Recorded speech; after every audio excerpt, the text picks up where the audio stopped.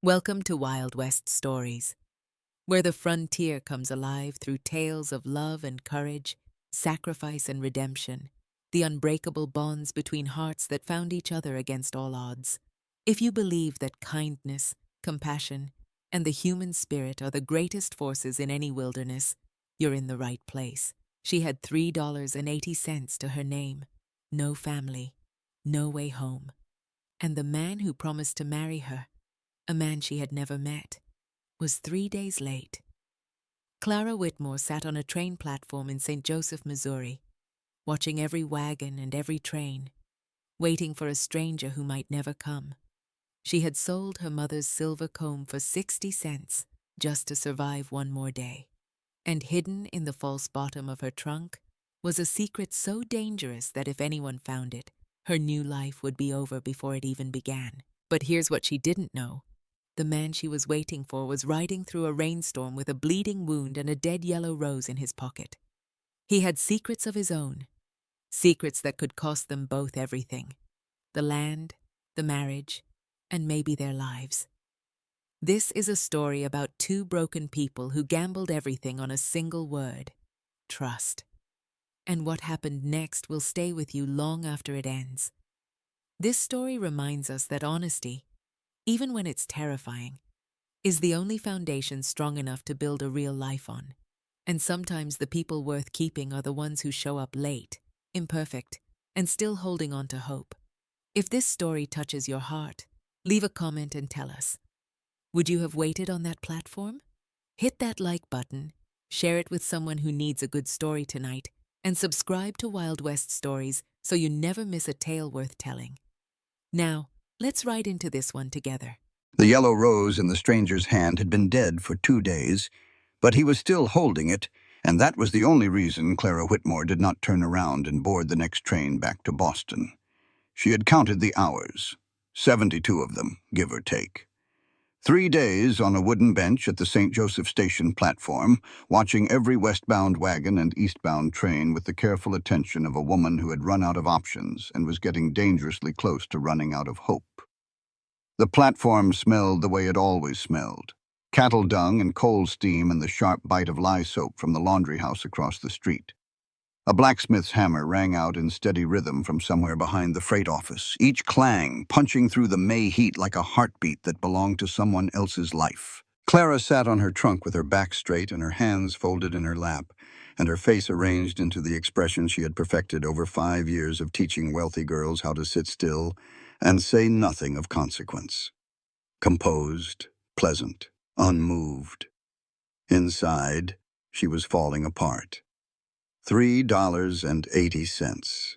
That was what remained of Clara Whitmore's entire earthly fortune. She had counted it twice this morning, the way she counted it every morning, sorting the coins by denomination into a cotton handkerchief, and folding the edges with the precision of a woman who believed that if she could just keep the small things in order, the large things might somehow hold together too. 3 silver dollars, $1/2, a quarter, a nickel. That handkerchief held everything that stood between her and the kind of desperation that ended with women working in dance halls or worse.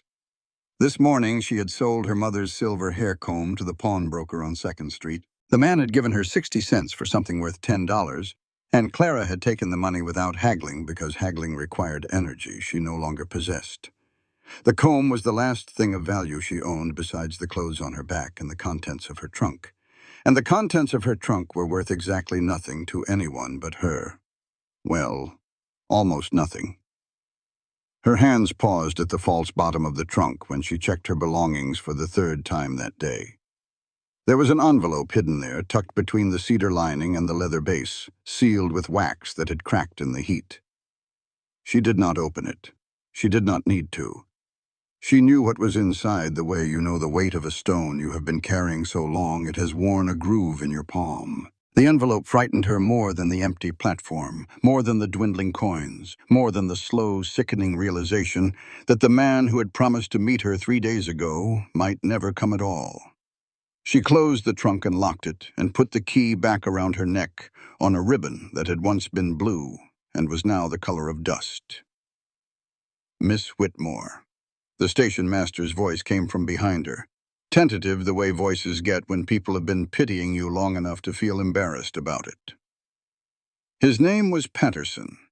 He was a thin man with a walrus mustache and kind eyes that had stopped being able to meet hers sometime around yesterday afternoon. Miss Whitmore, I hate to press, but the evening train from Kansas City will be in shortly and I will be needing the bench space. If your situation has not, well, he cleared his throat. If things have not resolved themselves, Clara stood. She had already rehearsed this conversation in her head, planned her response, chosen her words. Clara Whitmore did not get caught unprepared. Not anymore, not since Boston. Of course, Mr. Patterson. I understand completely. She smoothed her gray wool traveling dress, the same dress she had worn for 3 days because her other two were packed in the trunk, and she refused to open it on the platform like some kind of vagrant sorting through her belongings for the whole town to see. The dress smelled of dust and dried sweat and the particular sourness of fear, but Clara kept her chin level and her voice steady, because if she lost control of even one small thing, everything else would follow. Patterson shuffled his feet.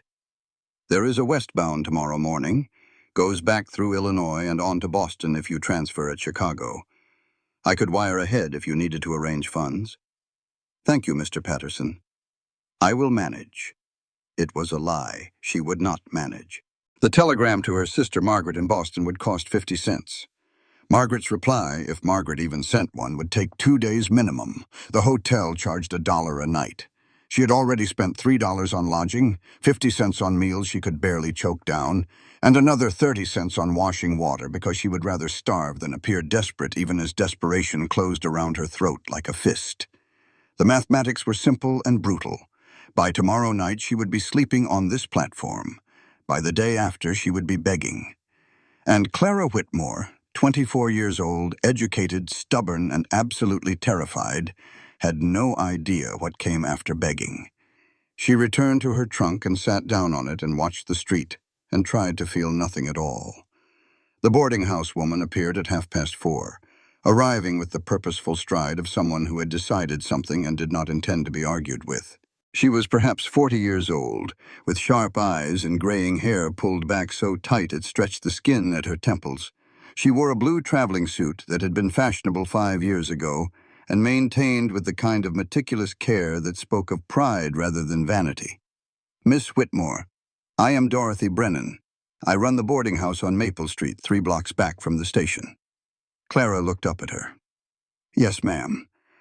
Mr. Patterson has mentioned your situation. I have a room available, and I am willing to extend credit if you find yourself in temporary difficulty. The kindness in the words hit harder than cruelty would have. Clara felt her throat constrict, but she did not allow her face to change because her face was one of the few things she could still control. That is very generous, Mrs. Brennan, but I could not possibly accept. You can, and you will. Dorothy Brennan's tone shifted from offer to command in the space of a breath.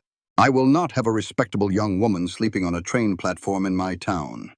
But I will ask you plainly, and I expect a plain answer. She leaned closer. Are you running from someone, Miss Whitmore? Because I do not invite trouble into my house. The question landed like a slap. Clara held the woman's gaze and felt the lie form in her mouth the way a stone forms in a river, smooth and hard and shaped by pressure. No, ma'am. I am not running from anyone. It was the first lie she told in this story. It would not be the last. But it was the one that would cost her the most sleep, because Clara Whitmore had built her entire agreement with the man she was waiting for on a single foundation, honesty, and she was already standing on a crack. Dorothy Brennan studied her for a long moment with the eyes of a woman who had heard 1,000 lies and could spot them the way a jeweler spots paste diamonds. Then she picked up one end of Clara's trunk as if the matter was settled. Come along, then. Supper is at 6, and you look like you have not eaten a proper meal since you arrived. The boarding house was sturdy and clean, white paint and green shutters, smelling of fresh bread and lye soap and strong coffee. Clara was given a small room on the 2nd floor with a bed and a washstand, and a window that looked out over the street toward the station. She washed her face and pinned up her hair and went down to supper and sat at a table with 6 other lodgers and ate roast chicken and potatoes with the careful deliberation of a woman rationing her own relief. Conversation flowed around her, the way water flows around a rock, present but not quite touching her.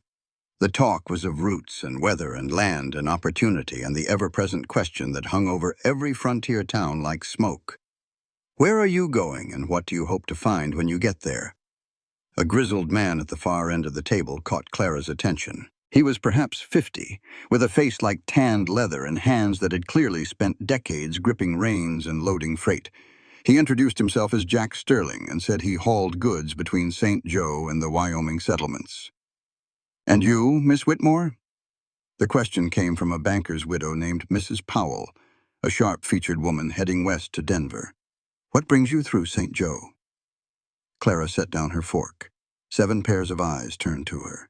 She could lie again, deflect, maintain the fiction of a woman in control, or she could speak the truth and perhaps find help in honesty. "I came to marry a rancher from Wyoming territory," she said clearly. "He was supposed to meet me 3 days ago. He did not arrive." Silence dropped across the table like a blanket. Then Jack Sterling grunted. "What is his name?" "Caleb Hart. He has a ranch somewhere in the Wind River country." "I know Caleb Hart." The word sent a jolt through Clara's chest. "You do?"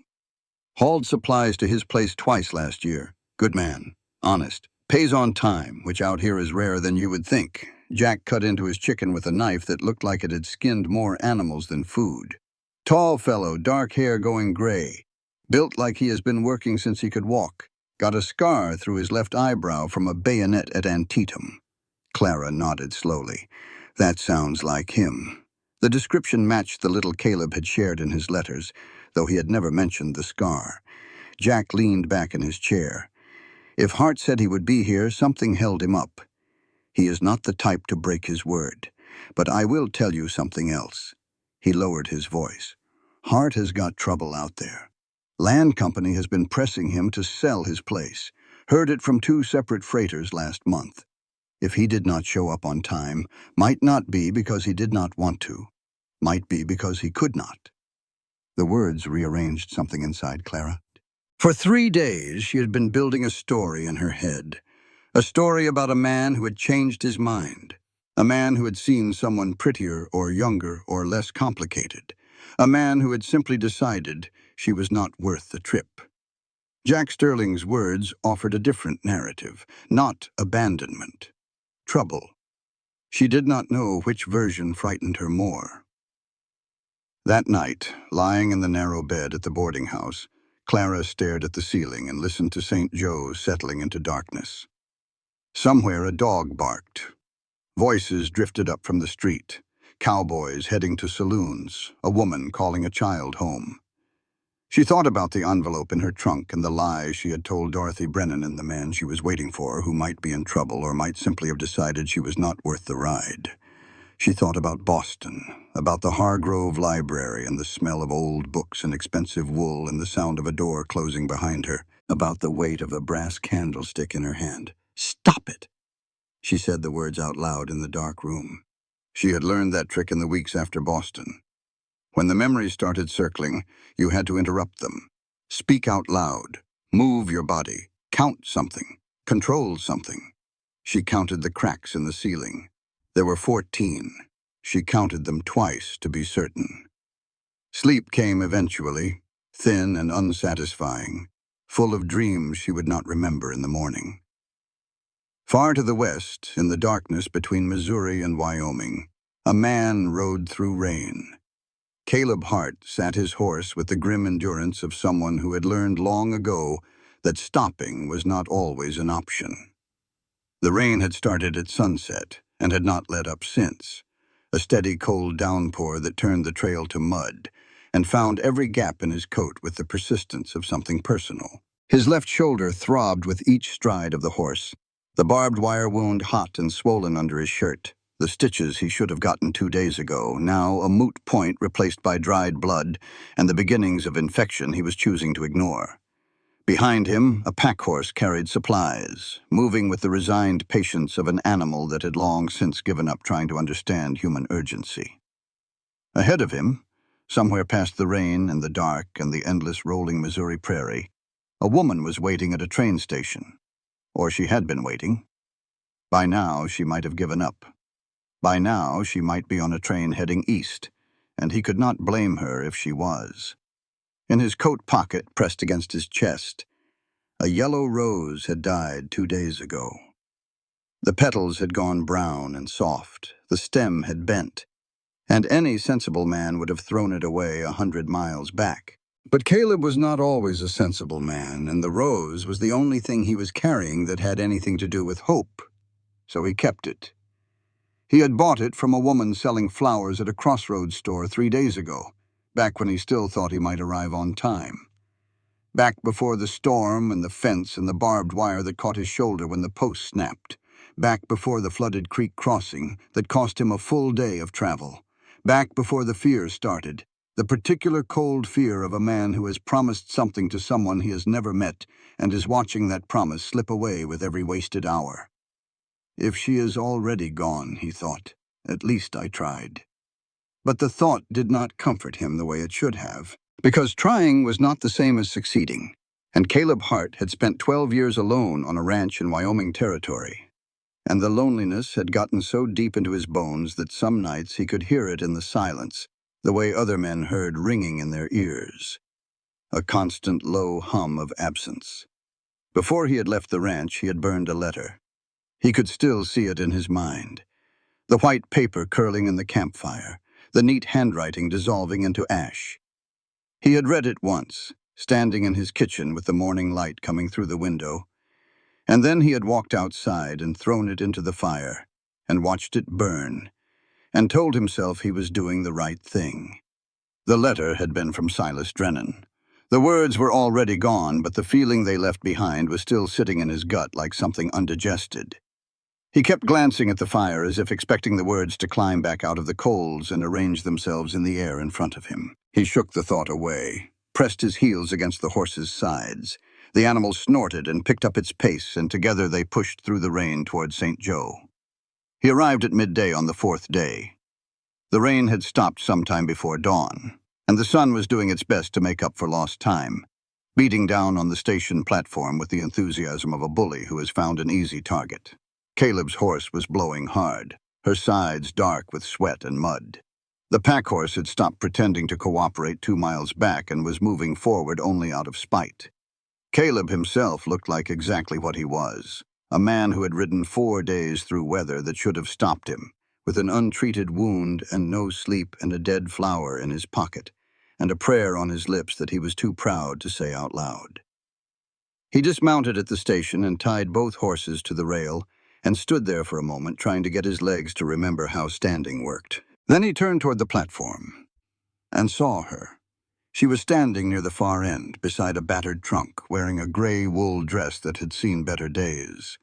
Her hair was brown and pinned up in a way that was coming loose, and her posture was the kind of straight that only comes from either excellent breeding or absolute determination not to fall apart.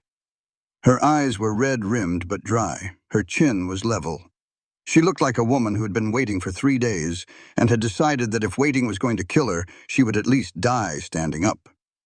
Caleb Hart looked at Clara Whitmore for the first time and knew, with the certainty of a man who has survived things that should have ended him, that he was looking at either his salvation or his complete and total catastrophe. He did not know which yet, but he was still holding the rose. The first thing Clara noticed about Caleb Hart was not his height or his gray eyes, or the way he stood with the particular stillness of a man who has learned to take up space without wasting any of it. It was the blood. A dark stripe dried brown down his left shoulder, visible through the fabric of his shirt where his coat hung open.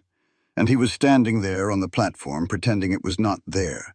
The way men pretend pain does not exist, because acknowledging it would require them to do something about it. The second thing she noticed was the rose. Yellow. Dead. Held in his right hand at his side the way a child holds a drawing they are afraid to show but cannot bring themselves to throw away. The petals were brown at the edges, and the stem was bent, and the whole thing looked like it had traveled a very long distance for no good reason, just like the man holding it, Miss Whitmore. His voice was rough, the kind of rough that comes from days without proper water and nights without proper sleep. Clara Whitmore, from Boston. Yes. She was surprised at how steady her own voice sounded. Are you Caleb Hart? I am. He took a step forward and then stopped, seeming to remember the flower in his hand. He held it out. I am sorry this is not fresh. I am sorry I am late for you. Not, I am sorry I am late. I am sorry I am late for you. As if her waiting, specifically, was the thing that caused him pain. But Clara barely heard the words because her eyes had returned to the blood on his shoulder, and the part of her brain that had spent years assisting her father had already taken control of her body. She was moving before she made the conscious decision to move. Sit down, she said. Excuse me? Sit down on that bench and unbutton your shirt. She pointed at the wooden bench near the ticket window. That wound needs cleaning and stitching, and from the color of the blood, it needed both of those things at least 2 days ago. Caleb blinked at her. I did not ride 4 days to get doctored, and I did not wait 3 days to watch you die of blood poisoning before we have even had a proper conversation. Sit down, Mr. Hart. He stared at her for a long moment. Then something shifted behind his eyes, something that might have been surprise or might have been the first stirring of respect, and he sat down on the bench and began unbuttoning his shirt. Clara worked quickly. She retrieved a small leather case from her trunk, a case that had belonged to her father and contained a curved needle, silk thread, a pair of scissors, and a roll of clean bandaging. She asked Patterson for hot water, and he brought it without questions. She found a bottle of whiskey in Caleb's saddlebag and poured it over her hands, rubbing them together the way her father had taught her, the way Dr. Lister in England was only now beginning to teach the rest of the medical world. Caleb watched her hands with interest. You have done this before. My father was a physician, Dr. James Whitmore in Boston. I assisted him from the time I was 12 years old until his death 6 years ago. She threaded the needle without looking up. He believed in something called germ theory, the idea that infection is caused by organisms too small to see, carried on dirty hands and dirty instruments. Most doctors in Boston still think it is nonsense. She swabbed the wound with a whiskey-soaked cloth and felt him stiffen, but he did not make a sound. My father did not think it was nonsense. Neither do I. Hold still. She stitched the wound with 17 careful sutures while Caleb Hart sat on a train platform bench in St. Joe, Missouri, and gripped the edge of the seat hard enough to leave marks in the wood. He did not cry out. He did not flinch. He breathed in through his nose and out through his mouth, in a rhythm that was too controlled to be natural, and Clara filed this observation away the way she filed everything. A man who has learned to endure pain in silence. A man who has practiced. She was close enough to smell him while she worked. Trail dust and horse sweat and leather and rain, and underneath all of it something warm and specific and alive. She finished the last suture and stepped back too quickly, putting distance between her body and his with a suddenness that betrayed something she did not want to examine. Caleb buttoned his shirt, slowly, looking at her. Thank you, he said. You are welcome. Now. She wiped her hands on a clean cloth and returned the medical kit to her trunk with deliberate precision. I believe we have things to discuss. They sat across from each other at a corner table in the hotel restaurant, the same restaurant where Clara had been eating her sparse and carefully budgeted meals for 3 days. Caleb had washed his face and hands at the horse trough and run his fingers through his hair, and he still looked like a man who had been dragged behind his own horse for a week. But his eyes were clear and his attention was focused entirely on her, in a way that Clara found both unsettling and oddly reassuring. He ordered coffee. She ordered tea. They sat in silence for a full minute, taking each other's measure across the stained tablecloth, two strangers bound together by letters and desperation, and a legal document that neither of them had signed yet. Clara spoke first. I need to be very clear about something, Mr. Hart. Caleb, he said. Please, Caleb. She took a breath. I did not come here looking for romance. I am not a girl with fairy tales in her head. I am a 24-year-old woman who has spent 5 years teaching other people's daughters how to be decorative and useless. I answered your advertisement because you offered something I needed. Purpose, partnership, a place where what I can do might actually matter. He nodded slowly. That is what I offered. That is what I am still offering. Then I need you to understand my terms. She reached into her bag and withdrew a small notebook and a pencil, and she saw Caleb's eyebrows lift slightly at the sight. I need time. I need honesty. Complete and unconditional honesty, Caleb, even when it is difficult. Especially when it is difficult. And I need the right to leave if I decide this is not what I want. Those are fair terms, he said. She wrote them down. Date, conditions, her precise handwriting filling the lines of the notebook with the efficiency of a woman who trusted written records more than spoken promises. What are your terms? Caleb was quiet for a moment. Then he said, I need you to stay 6 months before you decide. Clara looked up from the notebook. 6 months? Not because I want to trap you. His hands were flat on the table, palms down, the scars and calluses visible. Because the ranch takes time to show what it is. Same as a person. 6 months through summer into fall.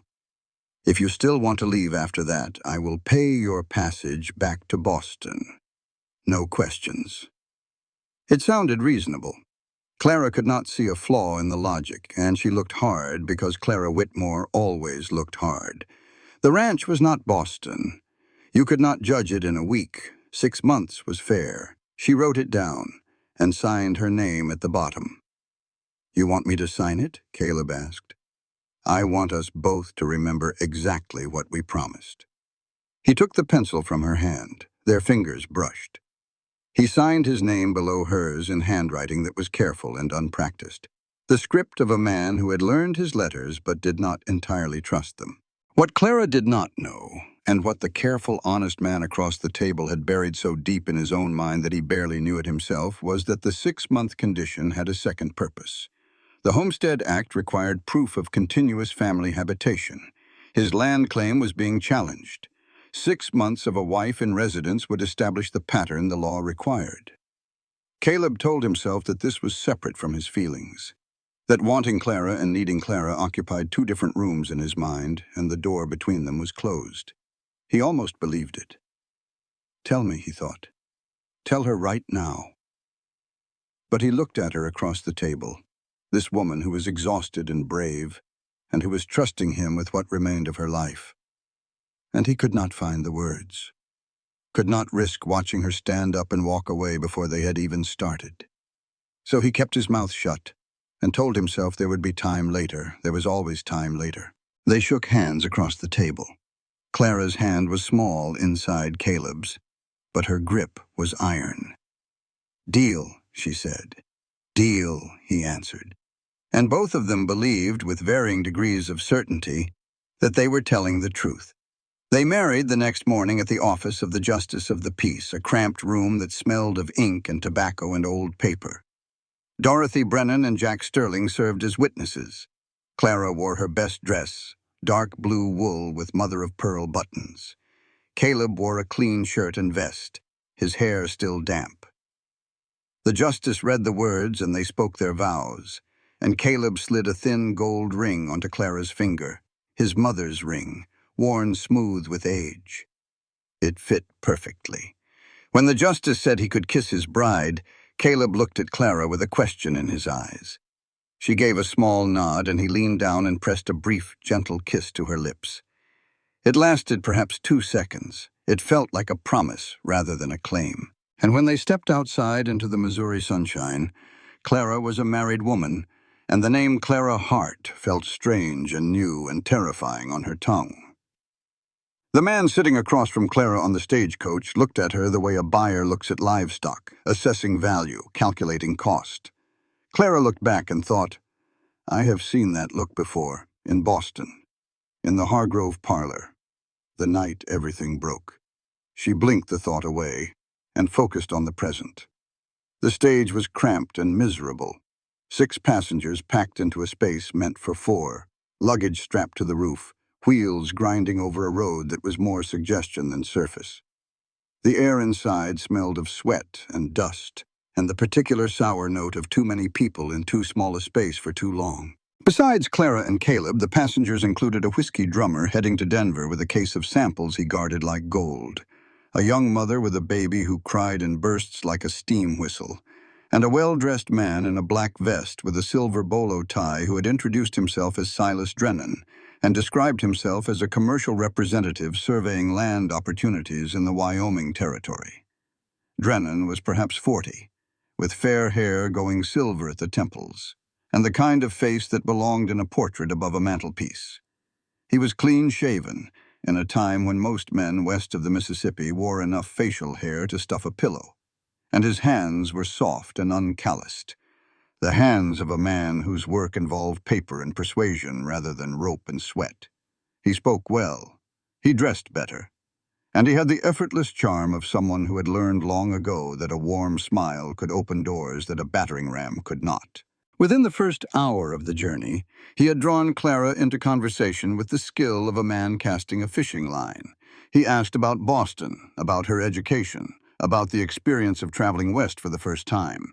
He listened with what appeared to be genuine interest, asking follow-up questions, offering observations of his own. After 3 days of fear and 4 days of careful silences with a husband who communicated primarily in sentence fragments, Clara found it pleasant to have a civilized conversation. "My daughter is the same way," Drennan said when Clara mentioned her love of reading. "She is 11, and she reads everything she can lay her hands on. Reminds me of you, Mrs. Hart. That hunger for something beyond what is right in front of you." The mention of his daughter was brief and casual, and it did something complicated to Clara's impression of the man. It made him more real, more human, and therefore harder to categorize, though she did not yet know that categorizing him would become important. Beside her, Caleb had gone rigid. Clara noticed it the way she noticed everything, peripherally and precisely. His jaw had locked. His eyes had darkened from gray to the color of storm clouds over water. His left hand, resting on his knee, had clenched into a fist so tight the knuckles stood out white against his sun-darkened skin. He was staring at Drennan with an expression Clara had not seen on his face before. Not anger exactly. Something colder. Recognition. But he said nothing, not one word. He sat beside her with his shoulder pressed against hers, and his silence filling the cramped space like smoke. And Clara filed this observation away with all the others. Caleb knows this man. Caleb does not want this man to know that he knows. Drennan, apparently unaware of or indifferent to Caleb's reaction, continued his conversation with Clara.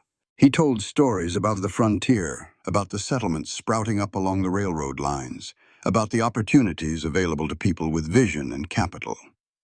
He told one story in particular that lodged itself in Clara's mind like a splinter.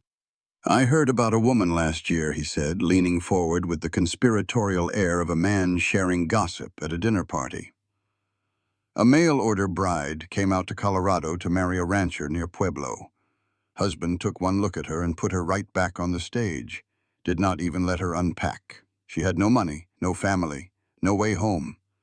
He shook his head with what appeared to be genuine sympathy. "Last I heard, she was working in a dance hall in Denver. Terrible situation for a respectable woman." The story hit Clara like a closed fist.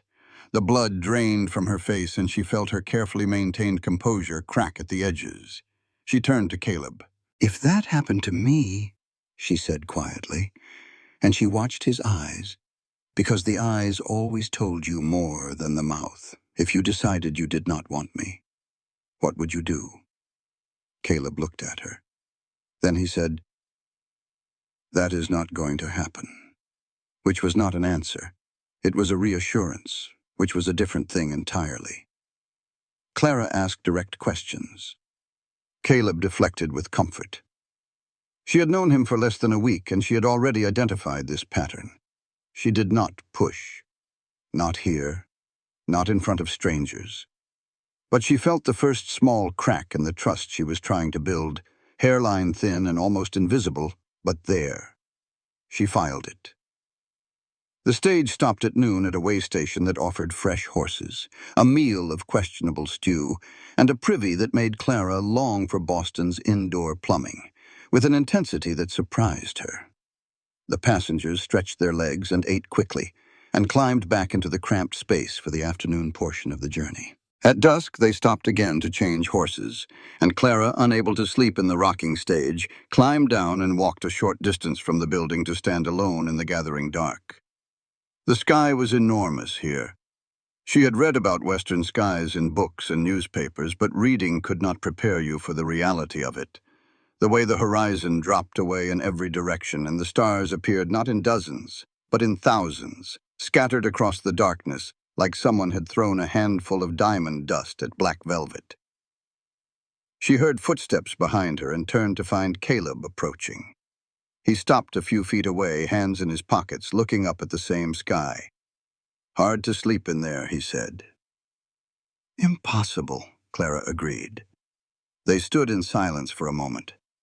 Not the uncomfortable silence of strangers searching for words, but something else. The silence of two tired people who had temporarily run out of pretense. "How long have you had the ranch?" Clara asked. 12 years. Claimed the land in '63, right after I mustered out." He was quiet for a moment, walked for 3 weeks from where they discharged us, stood on the pass above the Wind River Valley and looked down and thought, if there is one place on this earth that could make me stop hearing the guns, it is here. The words were simple, but Clara heard everything underneath them. The war, the sounds that followed him, the desperate need for a place quiet enough to heal in. She wanted to tell him something in return, something real. She opened her mouth and felt the words rising, the truth about Boston and the Hargrove Library and the brass candlestick and the blood on the Persian rug. She closed her mouth. Not yet. The trust was too new. The night was too big, and some truths once spoken could not be taken back. They stood together under the stars for a few more minutes, and then returned to the stage without speaking. In Cheyenne, 2 days later, the passengers disembarked at a rough frontier town that made St. Joe look like Paris by comparison. Wide, muddy streets lined with false-fronted buildings, men in dusty work clothes outnumbering women 5 to 1, the whole place carrying the air of something temporary, as if it might fold up and move west tomorrow if the opportunity presented itself. As they unloaded their luggage, Silas Drennan shook Clara's hand and wished her well in her new life. Then, turning to go, he dropped something, a calling card, small and white, that fluttered to the wooden sidewalk like a leaf. Clara picked it up. Transcontinental Land Company, Silas Drennan, Acquisitions. She did not understand the significance, but something about the card bothered her the way a loose tooth bothers the tongue, impossible to leave alone. She slipped it into her pocket and said nothing. Caleb secured rooms at the Inter-Ocean Hotel and arranged for their trunks and supplies, while Clara washed the travel dust from her face and changed into clean clothes. The next day they visited the general store, a chaotic, wonderful place crammed with everything from mining equipment to calico fabric. Clara moved through the aisles with growing purpose, selecting seeds for a garden, fabric for curtains, flour and sugar and coffee, in quantities that seemed absurd, until Caleb explained they might not visit town again for 6 weeks. "What about chickens?" Clara asked, eyeing a crate of hens near the back of the store. Caleb looked surprised, then pleased. "I can build a coop?" They left with a wagon load of supplies, 6 chickens in a crate, and a practical wide-brimmed hat that Caleb insisted on buying for Clara to protect her face from the Wyoming sun. And as they loaded the wagon he had purchased from a man heading east, Clara felt something shift inside her chest, a door opening, a fear receding, a beginning. The wagon rolled out of Cheyenne the next morning before dawn, and Clara sat on the bench beside her husband and watched the eastern sky turn from black to gray to the color of hammered copper as the sun climbed above the plains. When she glanced back one last time, she saw Silas Drennan standing in front of the Inter-Ocean Hotel, hat in hand, watching them go. He smiled. The smile followed Clara for 20 miles, and she could not explain why it made the hair stand up on the back of her neck. The road north wound through increasingly wild country. Trees appeared, scattered at first, then thickening into stands of pine. The air changed, growing colder and cleaner, carrying the sharp medicinal scent of sagebrush and the cold thread of snowmelt air from mountains that grew larger with every mile. The sky was so vast it made Clara feel as if the world had been tipped on its side and was spilling toward the horizon. They camped one night on the trail, sleeping on opposite sides of a fire, and Clara lay in the darkness counting stars, because counting was what she did when the world felt too big to hold. Somewhere past midnight she heard Caleb's voice, thick with sleep and something that sounded like pain. "No, not there, not the creek. Please." He was dreaming. She almost went to him, almost crossed the space between their bedrolls, and shook him awake, and asked him what he saw when he closed his eyes. But they were not there yet. They did not belong to each other in that way. So she lay still and listened, and learned one more thing about the man she had married. Whatever the war had done to him, it was not finished yet. The next afternoon, rounding a bend in a narrow valley, Caleb pulled the horses to a stop. "There," he said. Clara looked where he pointed, and her breath caught. A house built of logs and stone, solid and low, with smoke rising from a chimney. A barn nearby, corrals, a creek winding silver through grass that looked impossibly green, mountains rising behind it all, enormous and snow-capped, standing against the sky like something from a painting. It was beautiful. It was isolated. It was the most frightening and the most perfect thing Clara had ever seen. "What do you think?" Caleb asked, and she heard the nervousness in his voice, the vulnerability of a man showing someone his whole world and praying they would not find it lacking. "I think," Clara said slowly, "that this is either the best decision I have ever made or the worst. And I will not know which for some time." "That is honest," he said. "You asked for honesty." She looked at him, this stranger who was her husband, and something passed between them that was not love yet but might have been its first seed. "Let us go home, Caleb." He smiled, a real smile, and snapped the reins. The house was not ugly. It was empty. Empty the way only a place that has been lived in and then lost can be empty. Like a church after the congregation has gone, or a schoolroom in summer. The walls still held the shape of life, but the life itself had drained away, leaving behind a silence that felt less like absence and more like waiting. Clara stood in the doorway of the main room and took it in. A stone fireplace dominating one wall, the hearth swept clean but cold.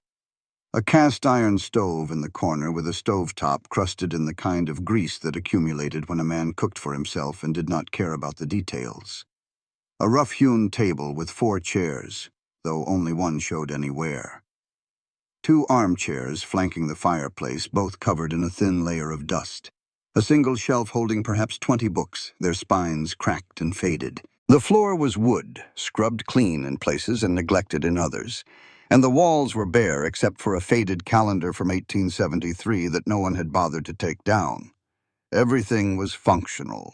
Nothing was beautiful. The whole room spoke of a man who had built himself a shelter and then stopped, as if beauty were a luxury he had not earned or a language he had forgotten how to speak.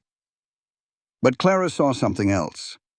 Something Caleb probably did not know she would notice. Behind the bedroom door, mounted at a height that would suit someone considerably shorter than Caleb, was a small coat hook. Brass, slightly tarnished. At eye level for a woman of average height. On the window frame in the bedroom, half hidden by the rough timber, she found a faded trace of paint. A flower. Someone had tried to paint a flower on the window frame. Pink petals on a green stem, the kind of decorative touch that a woman would add and a man would never think of. The paint had faded to ghostly suggestion, but it was there. Through the bedroom window, on the hillside behind the house, Clara could see a small wooden cross, too far away to read the inscription if there was one. But it was there. Caleb had a woman here before her. The house still carried traces of that woman the way skin carries scars. and he had not said one word about it. Clara filed this away and kept looking. She unpacked her trunk in the bedroom, placing her clothes in the dresser with her usual care, each garment folded precisely, each item in its designated place. The familiar ritual of organization steadied her the way it always did, creating order in a world that insisted on disorder. She placed her father's medical text on the bedside table. She tucked the yellow rose, carefully pressed flat between its pages the night before, into the center of the book. Hope preserved. Even dead, even dry, still worth keeping. Then she reached behind the headboard to see if there was space to store her sewing kit, and her fingers touched paper. She pulled out a folded letter. The handwriting was Caleb's. She knew it from months of correspondence. But it was not addressed to her. The name on the letter was Ellen Marsh. Clara's hands went cold. She unfolded the letter and read, "Miss Marsh, I understand your decision. I do not blame you for making it. The ranch is not for everyone, and I was foolish to think otherwise. I hope you find what you are looking for. I wish you well. Caleb Hart." The letter had never been sent. It was a draft, or perhaps a version he had written, and then decided against mailing. But its existence told Clara three things, each one landing in her chest like a separate blow. First, she was not the first woman Caleb Hart had sent for. Ellen Marsh had come before her, had come to this house, to this valley, to this bed. Second, Ellen Marsh had left, had looked at the ranch, looked at the isolation, looked at Caleb, and decided it was not enough, or not right, or not what she wanted. Third, Caleb had not told Clara any of this. She sat on the edge of the bed with the letter in her trembling hands and felt the ground shift beneath her. Was she here because Caleb wanted her specifically? Clara Whitmore from Boston, the woman who had written letters about partnership and purpose and honest work? Or was she here because Ellen Marsh had said no, and Clara had said yes? And one willing woman was much the same as another when what you needed was a body in a house. She folded the letter with precise, deliberate movements. She slid it back behind the headboard exactly as she had found it. She pressed her hands flat on her knees and breathed through her nose until the shaking stopped. Then she stood up and went to scrub the kitchen. This was how Clara managed. When the world tilted, she cleaned. When fear crept in, she organized. When she could not control her circumstances, she controlled her environment, scrubbing and sorting and planning until the panic receded to a manageable hum. Her father had noticed it when she was young. "It is all right to need order, Clara," he had said. "Just make sure the order serves you, and not the other way around." She scrubbed the stove until the grease surrendered. She reorganized the pantry, lining up cans and jars with military precision. She measured the windows for curtains. She mapped out the garden plot in her notebook, calculating rows and spacing with the focus of an engineer designing a bridge. By the time Caleb came in from unloading the wagon, the kitchen was cleaner than it had been in 12 years, and Clara's heartbeat had returned to something approaching normal. Caleb stood in the doorway and looked around with an expression of bewildered gratitude. "You did not have to do all this. I wanted to." Clara wrung out the cleaning cloth and draped it over the edge of the wash basin. It needed doing.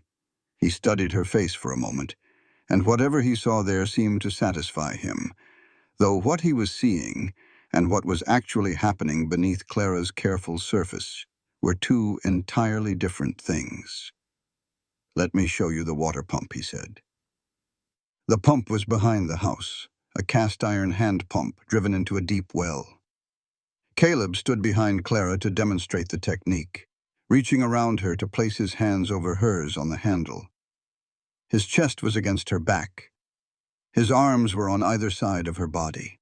His breath was warm near her ear, and she could feel the rise and fall of his chest against her shoulder blades.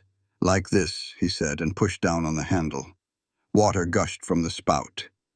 "You have to prime it first in winter when the pipes freeze, but in summer it flows easy." Clara was not listening. Clara was standing perfectly still in the circle of his arms and feeling something she had not expected to feel this soon or perhaps ever again. Warmth. Safety. the specific comfort of another human body close to hers by choice rather than by force. Then Caleb seemed to realize how close they were and stepped back abruptly. Clara gripped the pump handle and worked it alone, harder than necessary, and did not look at him. That night, she lay in the bedroom that was hers alone and listened to the sounds of the ranch settling into darkness, the wind moving through pine trees, the distant call of something she could not identify, a bird or an animal, or the voice of the land itself speaking in a language she had not learned yet, and from above, from the loft where Caleb slept, the sounds of restless movement, turning. A voice, muffled and anguished, words she could not make out but whose meaning was unmistakable. He was dreaming again, fighting something in his sleep. She put her hand on the ladder that led to the loft and then took it away. Not yet. They did not belong to each other enough for that. In the morning, she found a wildflower on the kitchen table beside a cup of coffee already poured. Caleb was nowhere inside the house. Through the window, she could see him mending fence in the early light, his shirt already dark with sweat, moving with the quiet efficiency of a man who had done this 1,000 times. She picked up the coffee, took a sip. It was bitter enough to strip the varnish off furniture, perfect in exactly the way he had warned her she would hate. Clara smiled for the first time since leaving Boston. Caleb Hart had kept his promise of honesty to his wife for 23 days. On the 24th day, the truth came riding up the track on a rented horse, wearing a black vest and a silver bolo tie. He heard the horse before he saw it. Was up on the north fence line, replacing a post that had rotted through when the sound of hooves on packed earth drifted up from the valley below. Caleb straightened and shaded his eyes against the afternoon sun, and watched a figure approach along the track from the south, riding a horse that moved with the mincing uncertainty of a rented animal, unfamiliar with the terrain. He knew who it was before the rider was close enough to identify. Something in the way the man sat his horse, upright and comfortable but not natural, like a man who had learned to ride for business rather than life. And something in the cold weight that settled in Caleb's stomach, the feeling of a reckoning arriving on schedule. Silas Drennan pulled up in front of the house and dismounted with the easy smile of a man paying a social call. He was carrying a bottle of whiskey, good whiskey, the kind you could not buy in Marston, and his clothes were clean and pressed in a way that seemed almost aggressive out here where dust was a permanent condition of existence. Caleb met him on the porch, did not invite him inside, did not offer water for the horse, stood with his arms at his sides and his face as empty as he could make it, and waited. "Hart," Drennan said pleasantly. "Good to see you again." "Cannot say the same." Drennan's smile did not falter. He set the whiskey bottle on the porch railing like a peace offering nobody had asked for. "I thought we might talk about the future of this property." "We have talked. I gave you my answer. Your answer was no. I understand that. But circumstances change." Drennan glanced toward the house, toward the window where a shape moved behind the glass. "For instance, I see you have acquired a wife since we last spoke." Caleb felt his jaw tighten. "My personal life is not your concern." Drennan dropped the pleasantness from his voice the way a man drops a mask when it no longer serves. "Let me be direct, Hart. Transcontinental Land Company is prepared to offer you $3,000 for this property. That is more than generous for a spread this size. You could take your new bride somewhere civilized. Start over. This is my land. I built it. I am not selling." Drennan nodded slowly. "You know the homestead provision as well as I do. Continuous family habitation and improvement. A bachelor operation, 12 years running, with no wife, no children, no evidence of family establishment." He let the words land. A county judge might look at that history and wonder whether this was ever really a homestead at all, or just a long camping trip. "I have a wife," Caleb said through his teeth. "Yes." Drennan's eyes moved to the window again. "A mail-order bride. How long has it been now? 3 weeks? 4? A county judge might see that as a convenience rather than a marriage." He turned back to Caleb. Think about it, Hart. $3,000 and no trouble. Or a legal fight you cannot afford with a marriage that looks exactly like what it is. A last-minute arrangement. Caleb felt his hands curl into fists at his sides. Inside his chest, his heart was pounding with a rage so pure it was almost peaceful. The kind of rage that came right before you did something you could not take back. He breathed through it, counted to 5 the way the army surgeon had taught him when the shakes got bad. "Get off my land," he said. And his voice was level and calm and absolutely terrifying. Drennan picked up his whiskey bottle. "Consider the offer. It will not improve with time." He mounted his horse and rode back down the track the way he had come, unhurried, as if he owned the road, as if he owned everything. Caleb stood on the porch and watched him go, and felt the foundation of everything he had built begin to shift under his feet. "Who was that?" Clara's voice came from behind him. She had come out through the front door and was standing there with flour on her hands and suspicion in her eyes. "Nobody important," Caleb said. It was the second lie in the story, and it tasted worse than the first. That night, after Clara was asleep, Caleb saddled his horse and rode to Marston. The night was clear and cold, and the stars were so thick above the valley that they cast faint shadows on the trail. He reached town in 2 hours and knocked on the back door of the land office and had a hushed conversation with the clerk about filing dates and residency requirements, and the legal definition of continuous family habitation. The clerk, a nervous man named Wilkins, who owed Caleb a favor from 3 winters back when Caleb had pulled his wagon out of a snowdrift, confirmed what Caleb already knew. The claim was solid on improvements but vulnerable on habitation. A wife helped. A wife of 6 months helped more. A wife with documentation of domestic investment, purchases, labor, evidence of genuine establishment, that was the strongest defense of all. Caleb rode home in the dark and unsaddled his horse and climbed the ladder to his loft, and lay there staring at the ceiling and hating himself with a thoroughness that left no room for sleep. In the morning, Clara asked where he had been. "Check the north fence line," he said. "Some posts needed attention." Clara looked at his boots. He watched her eyes drop to the red clay mud caked on the leather, and then lift to his face. Red clay.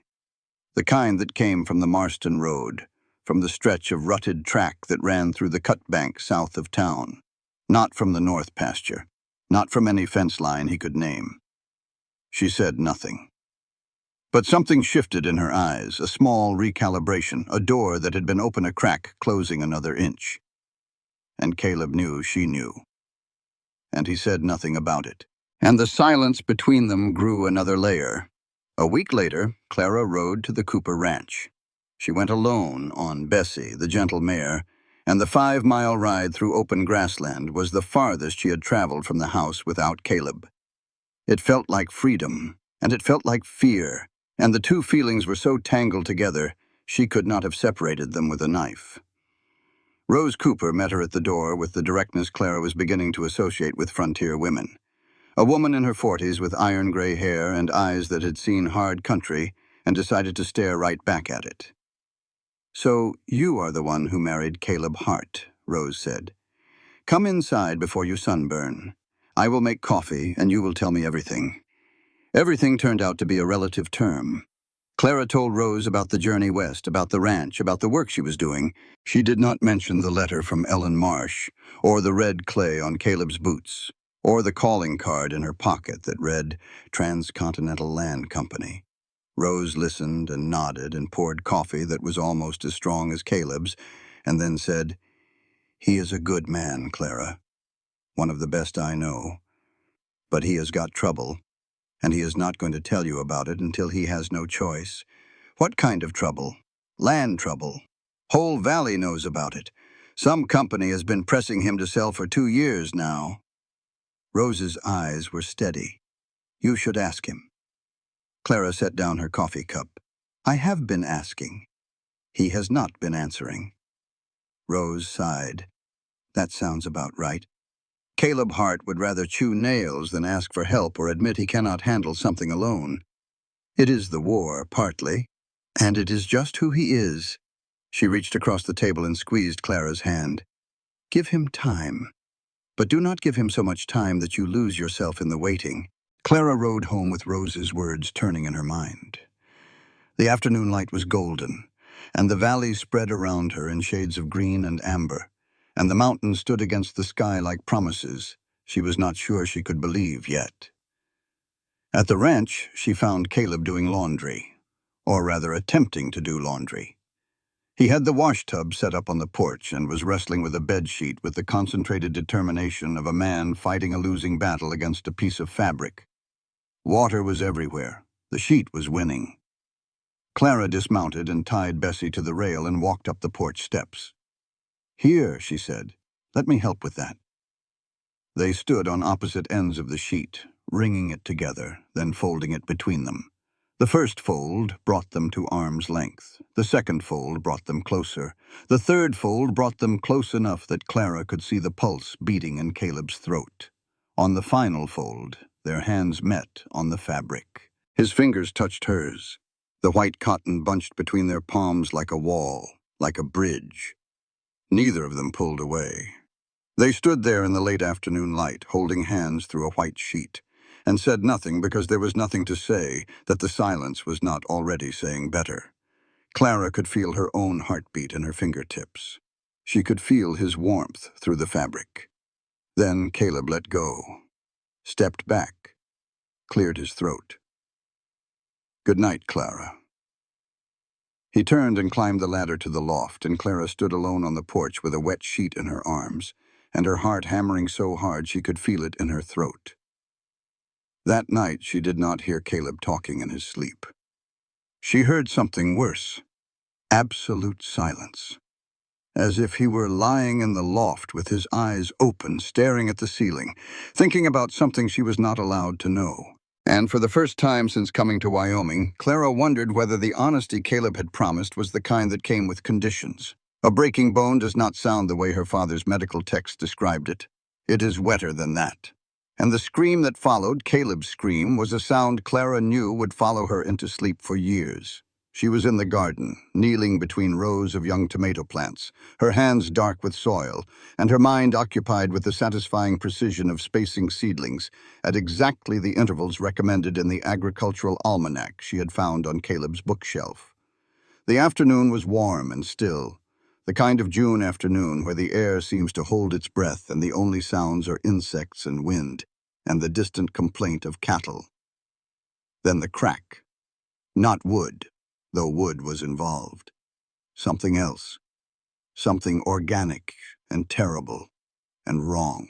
And then the sound of a man's voice, a sound Caleb Hart had probably never made before in his life, torn out of him by pain too sudden and too enormous to control. Clara dropped her trowel and ran. She found him on the barn floor.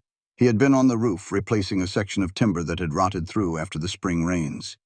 A crossbeam had given way beneath him, and he had fallen 12 feet to the packed earth below, landing with his right leg twisted under his body at an angle that made Clara's stomach clench. He was conscious. Barely. His face was the color of old paper, and sweat was already forming on his forehead despite the afternoon heat. His right leg below the knee was bent in a way that no leg should bend, and his breathing was coming in short, hard gasps, the kind of breathing that meant he was trying very hard not to scream again. "Do not move," Clara said, dropping to her knees beside him. Her father's training took over like a second heartbeat, pushing everything else to the margins. Fear could wait. Anger could wait. The questions crowding her mind about how a crossbeam that Caleb had checked 2 weeks ago could suddenly give way, those could wait too. Right now, there was a broken bone and a man in agony, and Clara Whitmore Hart knew exactly what to do about both. Her hands moved over his leg with firm, gentle purpose. She felt for the break the way her father had taught her, pressing with careful fingers along the tibia until she found it, just above the ankle, the unmistakable grinding shift of displaced bone under her fingertips. Not compound, thank God. The skin was intact, but the fracture was complete. The bone had snapped clean through. "I need to set this," she said, "and it is going to be the worst thing that has happened to you today."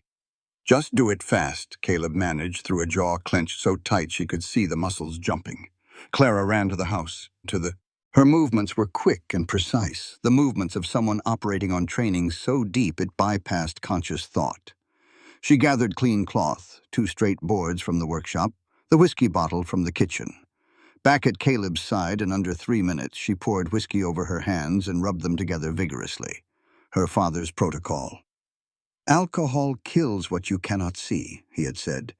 We do not understand it yet, but the evidence is clear. Drink, she told Caleb, holding the bottle to his lips. All of it that you can manage. He drank. 3 long swallows that made him cough and gasp. Then he lay back on the packed earth and closed his eyes. Fast, he repeated. Clara positioned herself at his leg, gripped his ankle with one hand and his calf with the other, took a breath, then pulled with steady, firm pressure, while simultaneously pushing the displaced bone back toward alignment. Caleb made a sound. Not quite a scream, not quite a groan. Something between the two, animal and raw, and his whole body went rigid as a plank and then slack. The bone shifted under her hands, grating and then settling into place with a sensation she felt more than heard. Clara placed the splints on either side and began wrapping, tight enough to immobilize, but not so tight as to cut off blood flow. And her hands did not begin shaking until the last bandage was tied. She sat back on her heels and breathed. "You are sure you were a school teacher?" Caleb whispered. His eyes were unfocused. "That was better than most army surgeons I saw. My father was a doctor. I learned more from him than I ever learned from books." She touched his forehead gently. "No fever yet, but it would come. It always came with fractures." "I need to get you inside," she said. "Can you stand if I help?" Getting Caleb from the barn to the house was an exercise in determination and geometry. He was 6 feet tall and built from muscle and bone earned through 12 years of manual labor. Clara was 5'5" and weighed 120 pounds soaking wet. But she got his arm over her shoulders and her arm around his waist, and together, step by agonizing step, they made it to the bedroom and she lowered him onto the bed. "Stay," she said, the way you say it to a dog, and Caleb was in too much pain to argue. Then Clara did 2 things. First, she rode Bessie to Marston at a gallop to fetch Dr. Morrison. She found him in the saloon at 2 in the afternoon with 3 whiskeys in him and hands that trembled too badly to hold a pencil, let alone a surgical needle. He looked at her with rheumy eyes and said, "How bad?" Clara said, "Complete fracture of the right tibia, already set and splinted." Morrison blinked. "You said it yourself?" Clara said, "Yes." Morrison stared at her for a long moment and then said to the bartender, as Clara was already turning to leave, "That woman is a better doctor than I have been in 10 years. Clara rode back to the ranch alone. She would handle this herself. The second thing she did was climb onto the barn roof. She was not reckless about it. She used the ladder, tested each rung, moved carefully. She found the crossbeam that had broken, the one Caleb had been standing on when it gave way. She followed it to the support rope that had held it in place, and she found what she was looking for. The rope had been cut, not frayed, not worn, cut with a blade. 3/4 of the way through, leaving just enough intact fiber to hold under normal conditions but snap the moment real weight was applied. Someone had climbed up here and deliberately weakened the rope and then left, knowing that sooner or later Caleb would be on that roof, and sooner or later the beam would give way. Clara sat on the barn roof for a long time, looking at that cut rope. She was not afraid. That surprised her. She should have been terrified, and part of her was, somewhere down deep, in the place where the memory of Edward Hargrove's hands still lived. But the dominant feeling was not fear. It was rage, pure and clean and absolute. Someone had tried to kill her husband. And the rage told her something about her own heart that she had not been ready to know until this moment. She cared about Caleb Hart, not abstractly, not as a partner in a business arrangement. She cared about him the way you care about someone whose absence would leave a hole in the world shaped exactly like them. When had that happened? She did not know. But the rage was proof that it had. She climbed down from the roof. She cut the section of sabotaged rope and carried it inside. She opened her trunk and lifted the false bottom and placed the rope beside the sealed envelope from Boston. Two secrets now, side by side. One from her past, one from her present. Then she went to take care of her husband. The first 3 days were the hardest. Caleb was in more pain than he would admit, and his body, already weakened by the shoulder wound that had never properly healed, decided to take this opportunity to punish him for months of neglect. On the second day, he developed a fever, not from the leg, but from the shoulder infection that had been quietly worsening since St. Joe. His skin burned under Clara's hands, and his eyes went glassy and unfocused, and he began to speak in fragments that made no sense, and sometimes in full sentences that made too much sense entirely. Clara bathed him with cool water, wringing cloths and laying them across his forehead and chest. She unbuttoned his shirt and saw for the first time the full map of his body's history, the bayonet scar through his left eyebrow. Shrapnel pockmarks scattered across his ribs like a constellation charted in violence. A long, pale line down his forearm, old. The kind of scar a knife leaves. The geography of a man who had survived things she could not imagine and carried the evidence in his skin. And then, in the deepest part of the fever, he called out a name, Sarah. His voice was raw and pleading and full of a grief so old it had worn grooves in him. "Sarah, please do not leave." Clara's hand stopped on his chest. She did not know that name. He had not told her. She had found traces of a woman in this house, the coat hook, the painted flower, the cross on the hill, but she had not known her name. Sarah. Clara kept bathing him. She did not stop. She did not cry. She filed the name away with all the other things she was carrying, and she kept working because working was what she did when the world cracked open and she could see down into the dark. For the next 5 weeks, Clara ran the ranch alone. She rose before dawn every morning and pulled on her boots and went out into the cold Wyoming air to tend animals and check fence and do the work of a person twice her size. She broke ice on the water trough when frost came. She repaired a section of fence that a bull had shoved through with the persistent stupidity of an animal that has decided the grass on the other side is worth the effort. She fed chickens and collected eggs and mucked stalls and hauled water and split kindling and cooked meals and cleaned house, and nursed a man through fever and pain and the occasional nightmare that left him thrashing and shouting in a language that was half English and half something older and darker. One evening, a coyote circled the chicken coop. Clara picked up Caleb's rifle from its rack by the door. She had never fired a gun in her life. She walked outside in the fading light and shouldered the weapon the way she had watched Caleb do it, and aimed at the dark shape moving along the fence line and pulled the trigger.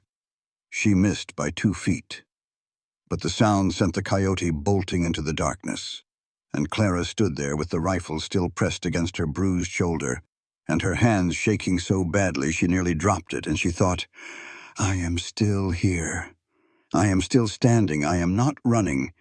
She did not tell Caleb about the coyote or the fence or the ice or any of it. He had enough to worry about. On the 5th day, the fever broke. Caleb woke with clear eyes and found Clara sitting in a chair beside his bed, asleep with her head tilted at an angle that would leave her neck aching for days. Her hair was tangled. Her face was hollow with exhaustion. Her hands, resting in her lap, were bruised purple from fence wire and red from lye soap. She looked like she had been through a war of her own. "You kept the ranch," Caleb said, and his voice was like gravel scraped across tin. Clara opened her eyes, looked at him, smiled a smile so tired it was barely there. "I kept my husband." The ranch was a bonus.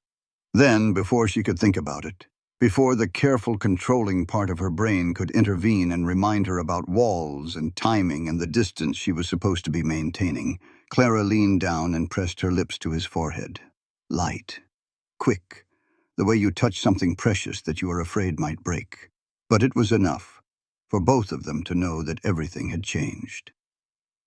There were 2 kinds of secrets in the house at Hart's Creek. The kind Caleb kept because he was afraid of losing Clara, and the kind Clara kept because she was afraid of herself. The storm came from the west on a Tuesday evening in late July. rolling over the Wind River peaks like a black wall and hitting the valley with the kind of force that made you understand why the mountains were there. Not for beauty, for warning. Clara was washing dishes when the first gust hit the house hard enough to rattle the windows. She looked out and saw the sky, not dark, not gray, black in the middle of the afternoon as if someone had hung a curtain across the sun. Lightning flickered inside the clouds like something alive and angry and looking for a way out. "Storm coming," Caleb said from the chair where he spent most of his days now. His splinted leg propped on a stool, his frustration at being immobile written in every line of his body. "Big one. We need to secure everything." What followed was a lesson in frontier crisis management conducted by a man who could not stand and a woman who had to do everything he described. Clara hauled the chickens from the coop to the covered porch. She bolted the barn door. She filled every available container with water from the pump. She carried firewood inside until the stack by the hearth was tall enough to last 3 days. Then the wind hit. The front door blew open with a crack like a gunshot, and rain drove into the house horizontally, soaking the floor and everything on it. Clara threw herself against the door and fought it closed while the wind screamed outside like something that wanted in. Caleb tried to get up from his chair and his broken leg buckled, and he grabbed the doorframe and cursed with language that would have gotten him thrown out of any church east of the Mississippi. They spent the next hour fighting the storm. Clara stuffed rags under the door.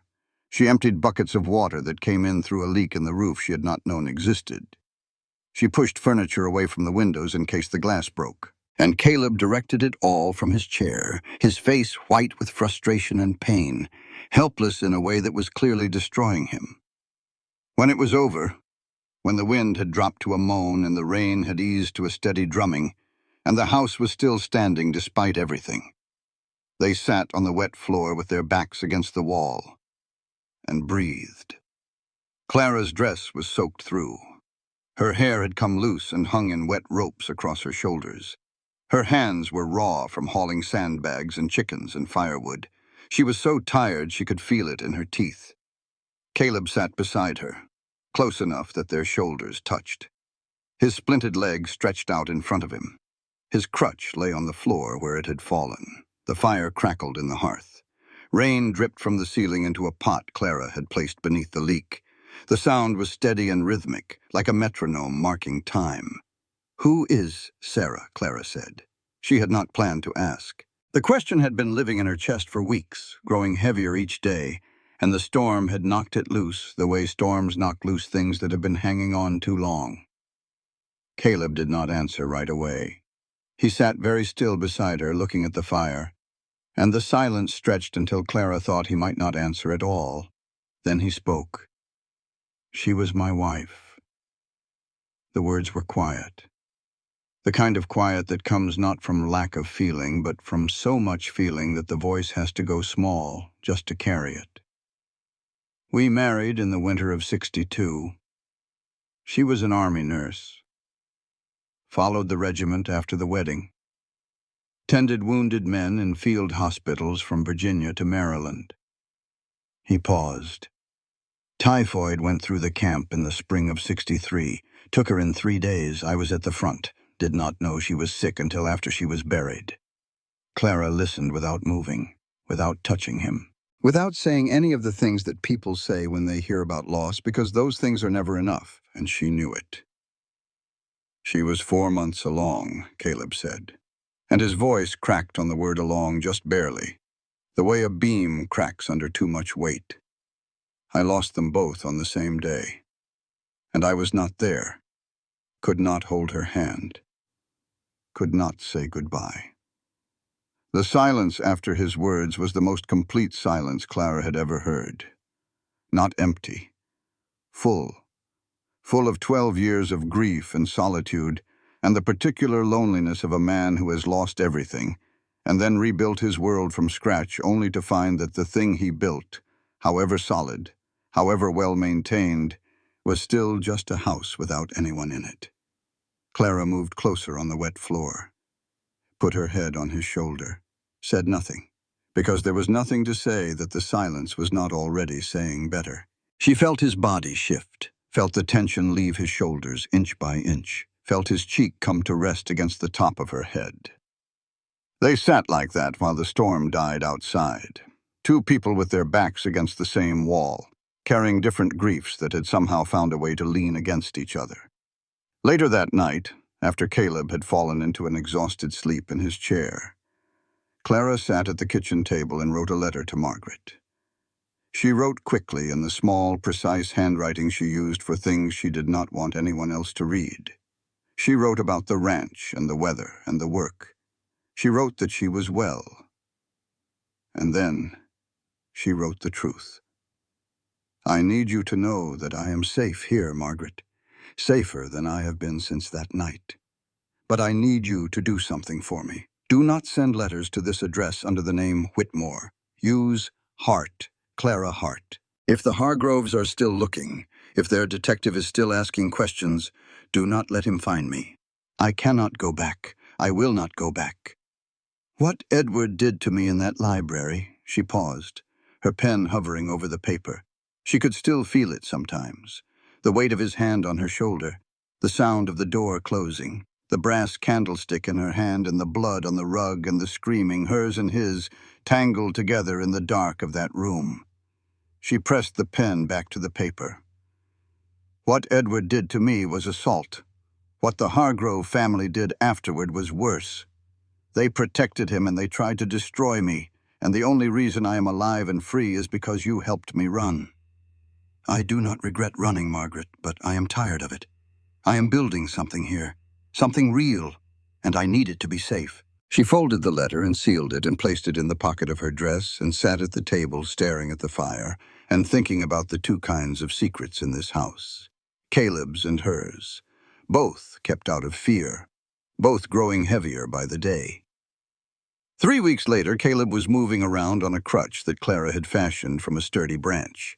He was healing well, but he was healing slowly, partly because the fracture had been severe and partly because the man had the patience of a barn cat and kept trying to do things Clara had explicitly forbidden. One morning, he attempted to walk without the crutch. Clara stood nearby as he took one step, then two, then a third step that turned into a stumble. She caught him. His weight shifted into her, and her hands gripped his arms.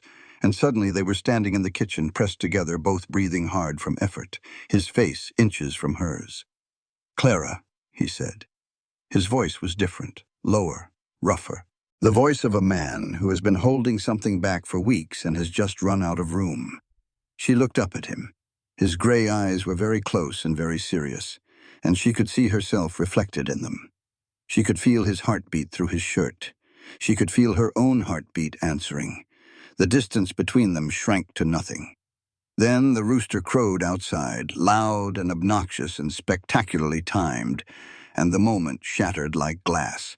They both laughed, but it was the kind of laughter that trembles, the kind that knows a line is dissolving. A week after that, a letter arrived through Jack Sterling. Not from Margaret. White envelope, unfamiliar handwriting, postmarked Boston. Clara held it with shaking hands, and her first thought was, "They have found me." But when she tore it open, it was not a threat from the Hargroves, it was worse. A notice from the county land office addressed to Mr. Caleb Hart, informing him that his homestead claim on the property known as Hart's Creek was being formally contested by Transcontinental Land Company. A hearing was scheduled in 30 days before the county judge in Marston. Clara stared at the paper. Then she looked at her pocket, where she still carried a calling card that read, Transcontinental Land Company, Silas Drennan, Acquisitions. And every unanswered question she had been carrying since St. Joe began to arrange itself into a pattern she did not like. Clara Whitmore Hart had believed the worst thing that could happen to her was being found by the Hargroves. She was wrong. The worst thing was discovering that her husband had lied, and understanding exactly why. She carried the land office letter to Caleb. He was sitting in the chair by the fire where he spent most of his evenings, his splinted leg propped on the stool, reading one of his 20 books by lamplight. He looked up when she entered and saw the letter in her hand and the expression on her face, and the color drained from his skin like water from a cracked basin. "This arrived today," Clara said. She did not sit down. She stood in front of him and held the letter where he could see it and watched his face.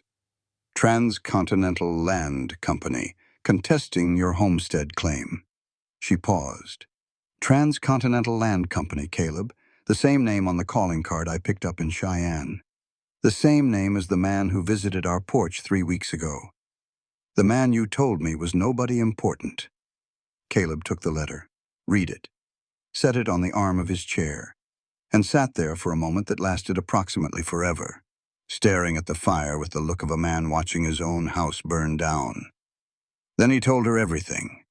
He told her about Drennan, about the 2 years of pressure to sell, about the aquifer beneath Hart's Creek, year-round water, invaluable for railroad expansion, worth more than the cattle in the house and the land put together. He told her about the Homestead Act and the provision requiring continuous family habitation, and how a single man's claim, no matter how many years of improvement lay behind it, could be challenged by anyone with enough lawyers and enough money. He told her that he had needed a wife, not just wanted one, needed one. Because without a wife, without the legal structure of a family on the land, Drennan's lawyers could argue that Hart's Creek was a bachelor camp and not a family homestead, and a county judge might agree. At the start, he said, and his voice was the quietest she had ever heard it. At the very start, that was part of why I placed the advertisement, part of why I wrote those letters, part of why I sent the train ticket. He stopped, swallowed. I needed someone here to secure the claim. Clara felt the words land in her chest one at a time, each one a small, precise blow. So, what am I, she said, a clause in a land contract? No. Caleb looked up at her, and his eyes were desperate. That is what I'm trying to tell you. It started that way, partly. But the moment I read your first letter, Clara, the moment you wrote about wanting purpose and partnership and honest work, everything changed. I loved you before I ever saw your face. I love you now. That was not part of any plan. You promised me honesty, Clara said. Her voice was level, her hands were not. That was the one condition I set, the only thing I asked for. And you broke it. I know. Silence. The fire crackled. A log shifted, sending sparks up the chimney. Outside, the wind moved through the pines with a sound like breathing. Then Caleb spoke again. And what he said was not a defense. It was a counterattack.